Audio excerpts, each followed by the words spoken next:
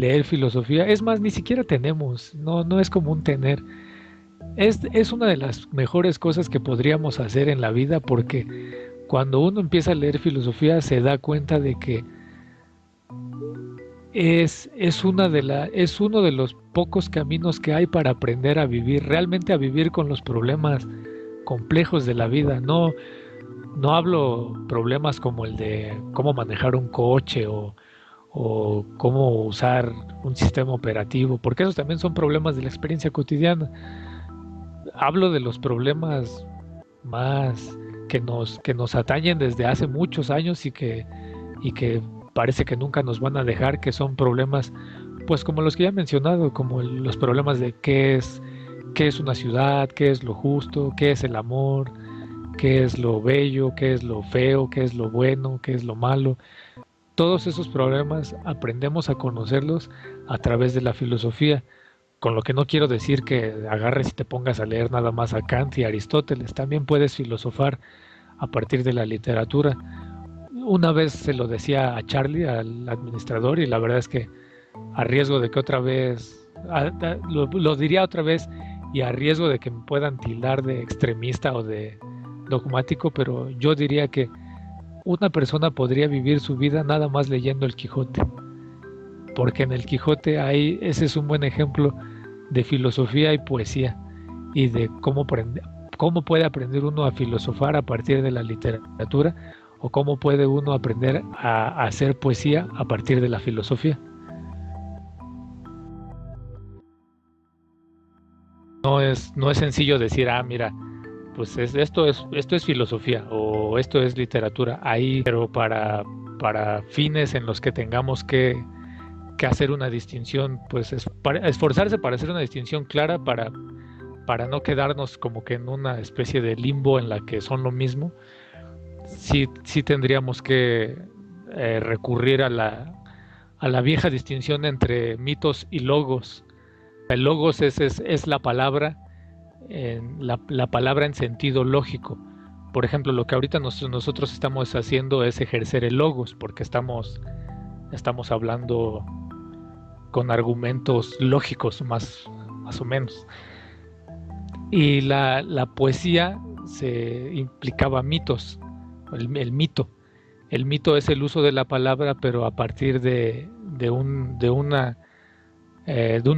toma de distancia con la lógica. Por ejemplo, una fábula de Esopo, pues te das cuenta que es el uso de la palabra en función de mito, porque pues ahí obviamente te das cuenta de que hay cosas que no son lógicas, pero igual son usos de la palabra que sirven para enseñarle algo a las personas.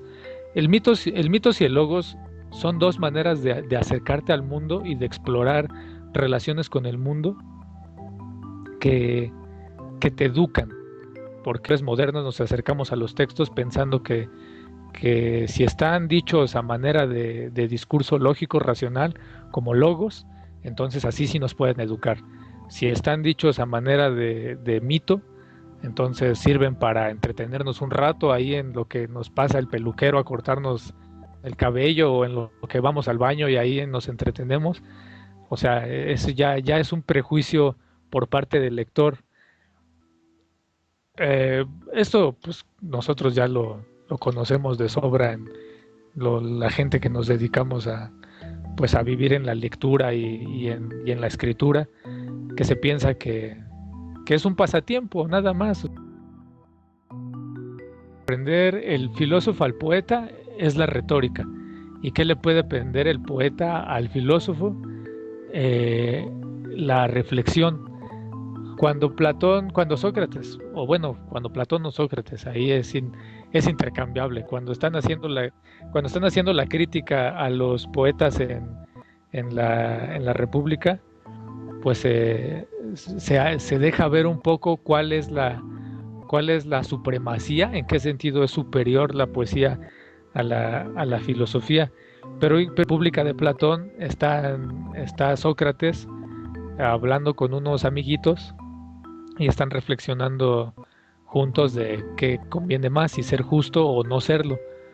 Y cuenta de que quizás se explora mejor el tema si lo ven a partir de una analogía. Entonces Sócrates propone hacer una analogía de que las personas somos como las ciudades. Entonces dice, vamos a verlo como si fuéramos a partir de una ciudad. Vamos a hablar de una polis, dice él, vamos a hablar de la generación de una polis, de una ciudad. Si quieren que los habitantes de nuestra ciudad imaginaria, de la polis que estamos imaginando, quieren que tengan comida, platillos gourmet y que tengan ropa lujosa, pues van a necesitar expandirse, porque los recursos en una ciudad son finitos. Entonces, para empezar a tener una vida con ciertos deleites, necesitas extensión, necesitas expandirte, y para expandirte, forzosamente en algún momento vas a chocar con tus vecinos. Entonces, si en algún momento chocas con tus vecinos, a fuerzas vas a necesitar un ejército para guerrear con tus vecinos, con los países vecinos, para competir por recursos. Y ya dice Sócrates, bueno, pues entonces, si vamos a necesitar un ejército, necesitamos educar a nuestro ejército de la mejor manera posible para que, ante todo, nuestro ejército no nos vaya a querer someter a los propios habitantes de esta polis que estamos imaginando. Y es aquí donde empieza el tema de la poesía, porque dice Sócrates, bueno, pues como vamos a educarlos, pues los vamos a educar como conocemos que se educa aquí a la gente en Grecia, con gimnasia y con poesía. La gimnasia, pues como la conocemos, pues está bien, ¿no? O sea, que sigamos, hay ciertos cambios, pero a grandes rasgos dice que no hay mucho que variarle. A lo que sí hay que variarles a la poesía, porque dice Sócrates, bueno, pues nos plantean a los dioses lujuriosos, ahí cochosos, que tienen muchos excesos. Entonces dice Sócrates, no, pues entonces vamos a correr a todos los poetas, a los que conocemos como son ahorita, hay que correrlos. Si uno lee este pasaje como si fuera una especie de manual, pues obviamente sí va a entender que la poesía es mala porque tiene muchas ideas, porque te hace ideas que no son adecuadas. Pero pues hay que darle la oportunidad a la interpretación, porque pues bueno, la idea es que Platón escribía para que lo interpretáramos, no para que le creyéramos nomás así por todo lo que ponía en boca de Sócrates.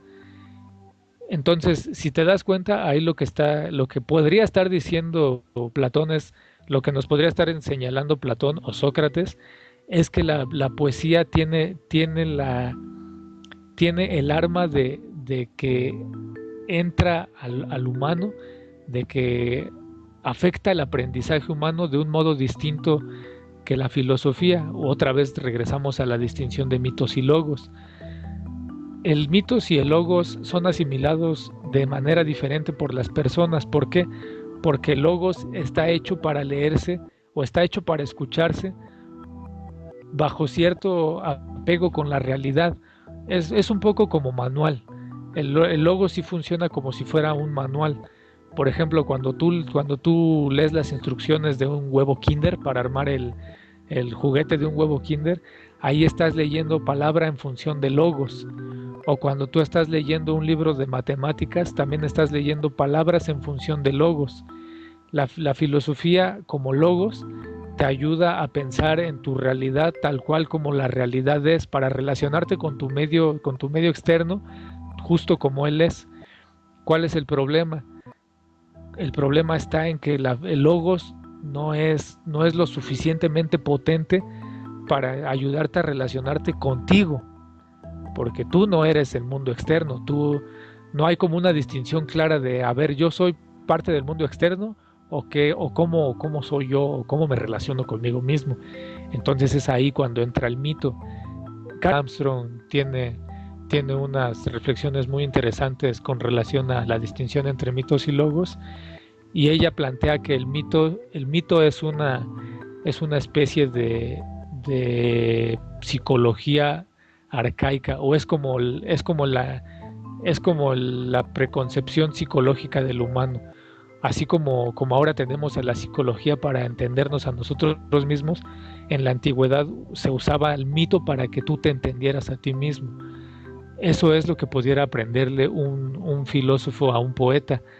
La poesía te enseña un uso de la palabra que te sirve, si bien no para entender las cosas con claridad y distinción, te sirve para entenderte al menos a ti mismo en lo que, en aspectos que también son humanos y que tal vez no son claros y distintos, pero también es necesario aprender.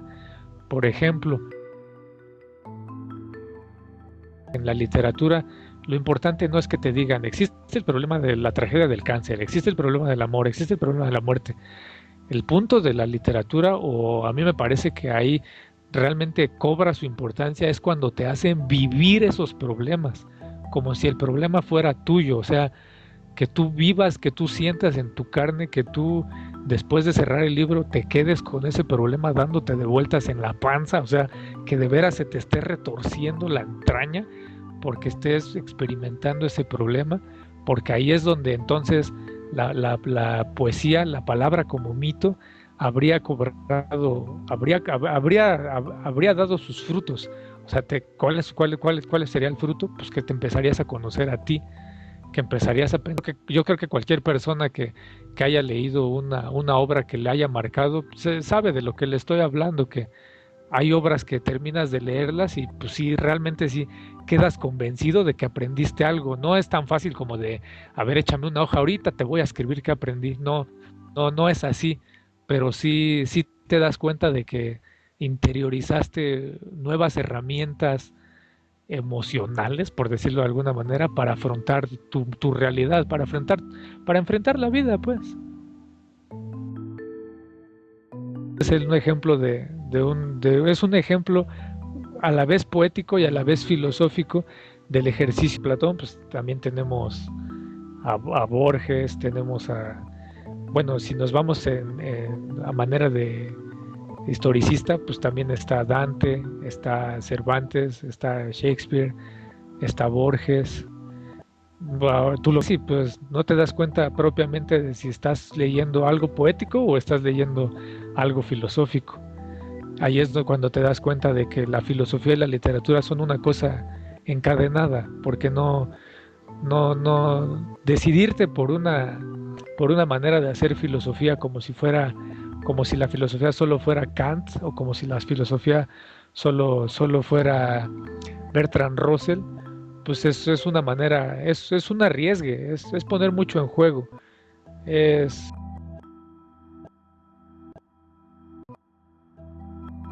que todavía seguimos en la misma tensión socrática de que no es claro hasta qué punto le debemos a la polis y hasta qué punto no. Ahora que somos nihilistas pensamos que no le debemos nada a la sociedad y que todos tenemos derecho a hacer lo que se nos dé nuestra regalada gana, pero al mismo tiempo tenemos la paradójica exigencia de querer ayudar a los demás. Es chistoso porque por un lado decimos, no, pues es que tú no le debes dar cuentas a nadie, tú vive tu vida como tú quieras, sin rendirle cuentas a nadie, nada más mientras no lastimes a nadie. Pero al mismo tiempo sentimos esa exigencia de tener que rendirle cuentas a los demás y de ayudarlos y de guiarlos a través pues por ejemplo en este caso de la filosofía o de la literatura. La verdad, según yo, El Quijote es un libro que pregunta lo mismo que La República de Platón, ¿qué es mejor, si ser justo o no serlo? Y ese es el arriesgue de Alonso Quijana. Alonso Quijana quiere ensayar esa pregunta y por eso agarra sus armas y se va al mundo, porque quiere ensayar si es mejor ser justo que no serlo, y pues su propuesta es que es mejor ser justo, y para no nada más hablar de ello, él quiere ir a demostrarlo en la praxis. Entonces por eso agarra a su Rucio, no, a su Rocinante y su adarga y arre.